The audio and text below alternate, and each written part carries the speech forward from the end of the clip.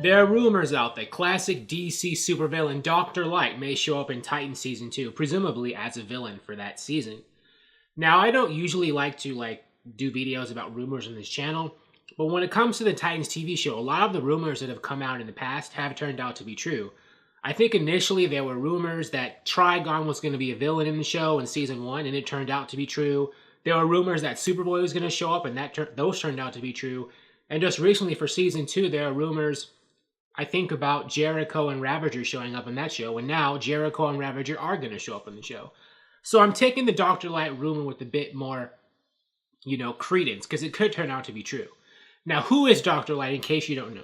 Dr. Light is a relatively well-known or famous classic DC supervillain. He started out as an adversary of the Justice League and other various superheroes in the DC universe, I think including Green Lantern. Later on, though, he fought the Teen Titans. In the George Perez, Marv Wolfman run, the classic run, he would fight the Teen Titans frequently in their early days, and they would always wind up beating him up. He was part of the Fearsome Five, but he returned later on, decades later, to be a villain of them again, I think, when Jeff Johns was writing the Titans book.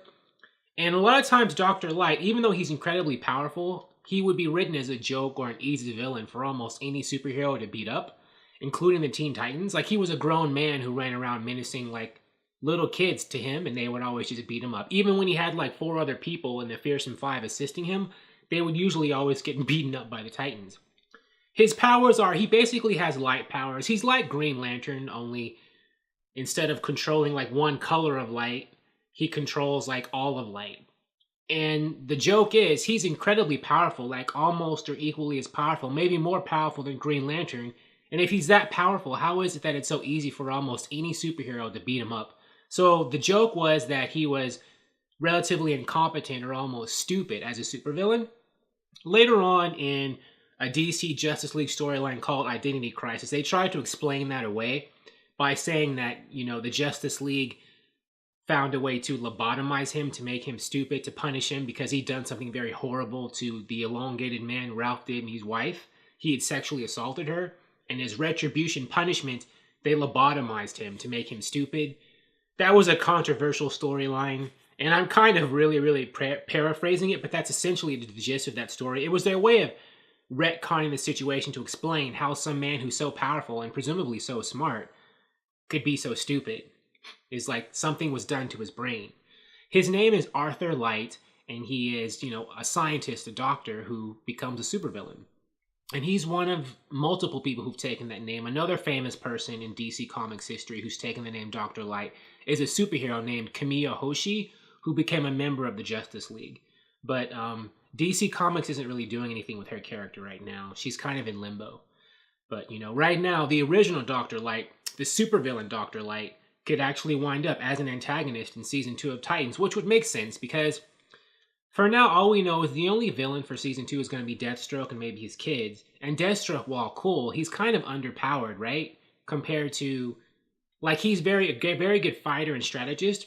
But if he's going to face the Titans, they're really powerful, right? They have Superboy, Wonder Girl, Starfire, Raven. And, this guy who's an assassin is going to, be their main antagonist. There's got to be somebody else with some powers who can be a legitimate threat, right? I know that in many storylines, Deathstroke, even though he kind of is basically, he's basically kind of like an evil Captain America. He doesn't have the powers of Superman. They write him that he's so good with his fighting prowess that he can be a threat even to people with superpowers. But it would make sense with as powerful as the Titans are turning out to be with all these new members joining, they're going to need a villain who actually has, some powers.